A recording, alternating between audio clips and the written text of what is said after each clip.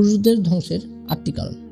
1. Cigarette, মদ, জুয়া ইত্যাদি নেশায় আসক্ত হয়ে নিজেদের জীবন ধ্বংস করা। আল্লাহ সুবহানাহু ওয়া তাআলা বলেছেন, তোমরা নিজেদেরকে হত্যা করো না। 2. কাঁচা হলুদ রঙের এবং লাল রঙের পোশাক পরিধান করা। 3. পুরুষ হয়েও শরীরে গোল্ড ব্যবহার করা। 4.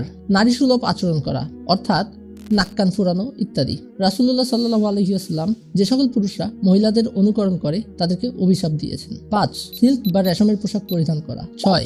পুরুষের টাকনুর নিচে প্যান্ট পরা। রাসূলুল্লাহ সাল্লাল্লাহু আলাইহি ওয়াসাল্লাম বলেছেন, টাকনুর নিচে প্যান্ট পরা জাহান্নামী পুরুষদের লক্ষণ।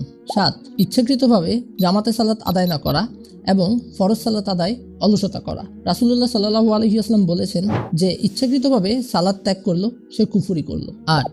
দৃষ্টি সংযত রাখতে না পারা এবং নাচ, গান, মিউজিক ইত্যাদির সাথে লিপ্ত থাকা। আল্লাহ তাআলা বলেছেন, নিশ্চয়ই কান, চোখ ও অন্তঃকরণ এদের প্রত্যেকটিরই হিসাব দিতে হবে।